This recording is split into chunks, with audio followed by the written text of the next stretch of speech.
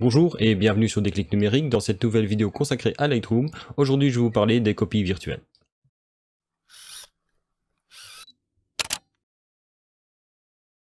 Avant de rentrer dans le vif du sujet, je voudrais juste remercier Sylvain Lepoutre de la chaîne Mon Petit Réflexe d'avoir fait la pub pour ma chaîne dans sa dernière vidéo, ce qui a permis à un bon nombre d'entre vous de s'abonner et de découvrir mon contenu. J'espère que celui-ci vous plaira et d'avance je vous dis grand merci.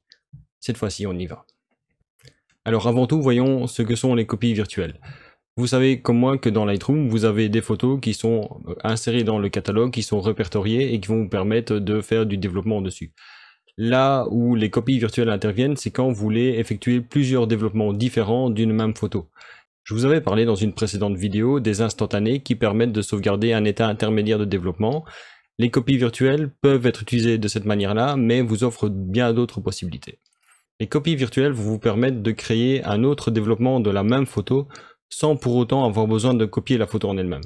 Donc l'idée en fait dans Lightroom, ça va être de créer un élément qui va faire référence à la photo d'origine, qui va contenir tout le développement propre à cette version de la photo, sans pour autant devoir dupliquer la photo en elle-même. Ce qui va vous permettre en fait de distinguer les deux éléments dans votre catalogue, de les traiter totalement différents, mais comme si au final c'était deux photos réelles.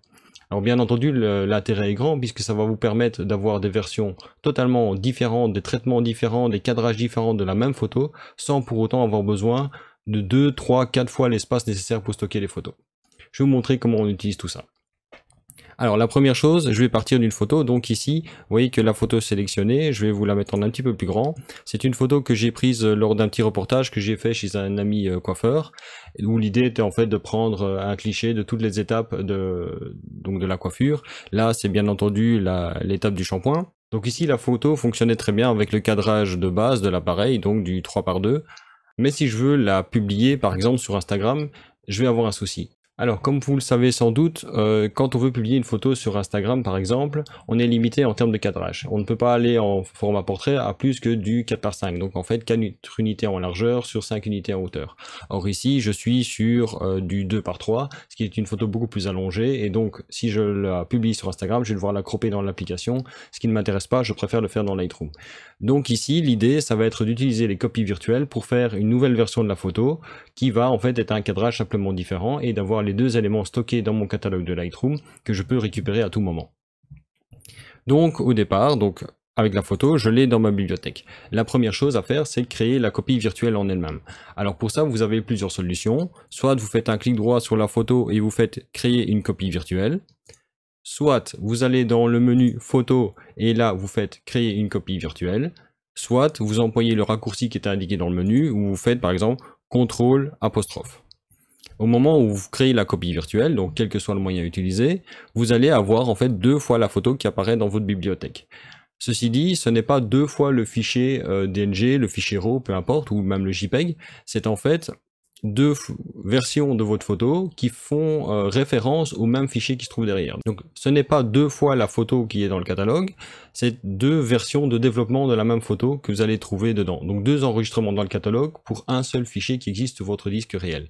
Ça veut dire quand même que vous devez faire attention, dans le cas où vous viendriez à supprimer le fichier d'origine, aussi bien votre photo de base que votre copie virtuelle serait perdue. Donc ça, c'est une des contraintes que vous devez respecter de ce côté-là. Quand on travaille avec copie virtuelle, il n'est pas question d'aller supprimer le fichier d'origine. La photo n'a jamais été copiée. Par contre, l'avantage qui est considérable, c'est que vous n'avez pas besoin de stocker 10, 15, 20 versions de la même photo. Pour chaque copie virtuelle, vous n'avez toujours qu'un seul fichier sur vos disques durs. C'est uniquement l'enregistrement dans le catalogue qui va être dupliqué. Alors, ici donc vous voyez que quand je laisse ma souris dessus, j'ai le nom de la photo, c'est un fichier DNG. Quand je laisse ma souris sur l'autre fichier, là vous voyez par contre qu'il y a marqué copie 1 à côté. Alors, dans la présentation de la bibliothèque, vous voyez qu'aussi maintenant, il y a ici un élément 1 sur 2, 2 sur 2. Ça, c'est une fonction d'empilement du catalogue qui permet de simplifier l'affichage. Si je clique dessus, vous voyez que les photos se superposent et quand je reclique dessus, elles se réouvrent. Donc, ce que je peux faire maintenant, c'est travailler séparément sur l'une comme sur l'autre. J'ai 2 versions de la photo que je peux utiliser communément. Ce que je vais commencer par faire ici, c'est aller continuer le développement de la copie. Je m'assure bien d'être dessus.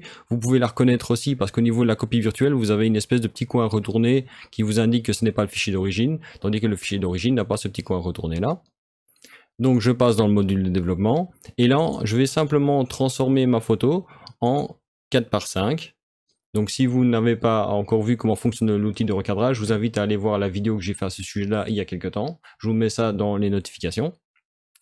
Donc je passe en 4:5. Alors là, bien entendu, c'est un petit peu trop serré, donc je vais regagner un petit peu de largeur dessus pour essayer de recadrer ça un petit peu proprement. Encore un tout petit peu pour pas trop serrer. Voilà, je constate maintenant ici que le bord sous le côté de la photo n'est pas tout à fait aligné par rapport au bord de l'armoire qui était là. Alors, malheureusement, je l'aurai dans le cadre, mais ce n'est pas trop grave. Je vais juste m'arranger que ce soit bien droit. Ça, c'est un élément qui est toujours intéressant dans les photos. Quand vous avez des éléments qui sont très linéaires, comme ici, une armoire, une porte, une colonne, des choses comme ça. Quand c'est près du bord de l'image, vous avez tout intérêt à essayer d'avoir vos lignes qui sont les plus droites possibles. Sinon, ça va faire très dérangeant dans la photo. Donc là, a priori, ça va. Je vérifie, ça m'a l'air très sympa comme ça. Bien entendu, j'aurais préféré que l'armoire ne soit pas dedans, mais le contexte faisait que c'était impossible. Donc, j'ai fait ma modification. Je retourne maintenant dans la bibliothèque et là, vous voyez que j'ai bien ma photo de base. Donc, je vais passer en mode simple. J'ai ma photo et quand je passe sur la copie virtuelle, vous voyez que le cadrage est bien différent. Vous voyez également que ici au niveau du titre, il y a marqué copie 1. On va voir qu'on peut modifier ça après. Donc, dans la bibliothèque, je vais quand même vous montrer aussi ce qui se passe au niveau des métadonnées. Toutes les informations que vous aviez de votre fichier de base, donc les mots-clés, les catégories, le titre, etc. Quand vous créez la copie virtuelle, tout est copié dans la copie virtuelle aussi. Donc, vous ne devez pas le refaire. Donc, si vous travaillez avec des copies virtuelles, je vous conseille vivement de d'abord mettre les métadonnées de votre fichier d'origine et ensuite de faire la copie virtuelle. Au niveau de la copie virtuelle, je passe dessus maintenant. Voilà, je passe. Et vous voyez ici, il y a copie 1. Donc, je passe sur les métadonnées en elles-mêmes. Le premier champ, c'est le fichier d'origine, donc le fichier auquel on fait référence pour la copie virtuelle. Alors, si vous voulez modifier ça, moi je vous conseille vivement de modifier le fichier à la base ici. Quand vous travaillez avec Lightroom, toutes les modifications que vous faites au niveau des noms de fichiers, des dossiers, etc., vous devez absolument les faire dans Lightroom. Sinon, vous allez avoir des problèmes au niveau du catalogue parce qu'il fera référence à des éléments qui ne sont plus au même endroit ou qui ne portent plus le même nom. Donc, si je veux, par exemple, changer le nom d'origine, je vais le changer au niveau du fichier d'origine, donc celui qui n'a pas le coin retourné. Donc ici, par exemple, je vais rajouter test dans le nom, comme ça on verra bien. Voilà, le nom du fichier est changé. Et quand je reviens sur la copie virtuelle, vous voyez que le fichier a été adapté. Lightroom a gardé la cohérence entre les deux. Si vous renommez le fichier d'origine, il va également changer la liaison qu'il y a entre la copie virtuelle et le fichier d'origine. Donc rien ne vous empêche de changer le nom du fichier en cours de route. Les informations de titre, de description, etc., ça par contre, il ne va pas les modifier, puisque justement l'idée c'est de travailler sur des versions différentes de votre photo. Donc tout ce qui est mots-clés, métadonnées, de ce côté-là, peuvent être différents entre les deux. Si maintenant vous voulez, pour des questions de lisibilité, changer le nom de la copie, donc vous voyez que par défaut ici il a marqué copie 1, ici par exemple je vais nommer Instagram, je fais Enter, et maintenant quand je passe ma souris dessus, vous voyez que le nom de la copie est Instagram. D'ailleurs si je le prends en gros plan, vous voyez le nom du fichier, le TS que j'ai changé, donc c'est le fichier d'origine, et ici Instagram qui est indiqué, donc ça veut bien dire que la copie a été changée. Quand vous exportez un lot de fichiers, dont le fichier d'origine et la copie virtuelle, l'avantage c'est que vous pouvez utiliser à ce moment-là le nom de la copie pour renommer votre fichier automatiquement, de manière à éviter qu'il y ait un conflit entre les deux noms. Mais sinon pour le reste, les copies virtuelles, c'est pas plus compliqué que ça. J'ai donc maintenant ici dans ma bibliothèque, mes deux versions de la photo, le fichier d'origine, la copie virtuelle. Je vais quand même vous montrer ce qui se passe au niveau du disque, hein. Je vais bien vous montrer qu'il n'y a qu'un seul fichier. Je fais un clic droit, afficher dans l'explorateur, et là vous voyez, je tombe sur le répertoire dans lequel est stocké le fichier DNG. J'ai bien le fichier DNG de base, mais je n'ai pas de nouveau fichier pour ma copie virtuelle. Toutes les informations de la copie virtuelle sont contenues dans le catalogue de Lightroom. Alors bien entendu, vous pouvez supprimer une copie virtuelle, faites juste bien attention de sélectionner le bon fichier.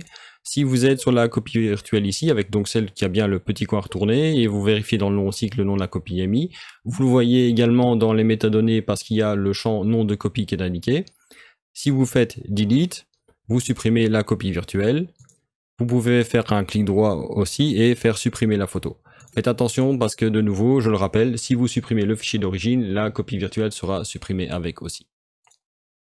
Donc comme vous le voyez, l'utilisation des copies virtuelles est particulièrement simple. L'intérêt majeur est donc de pouvoir créer une nouvelle version de votre photo, que ce soit pour le cadrage, que ce soit pour le traitement couleur, etc. et de conserver les deux éléments dans votre catalogue sans pour autant devoir copier le fichier. Donc vous avez quand même un gain de flexibilité sans perdre trop d'espace sur le disque. Bien entendu, vous allez stocker plus d'informations puisque le catalogue de Lightroom va contenir une entrée en plus avec les informations qui sont liées, mais vous ne devez pas stocker la dizaine, la vingtaine de mégaoctets du fichier sur votre disque.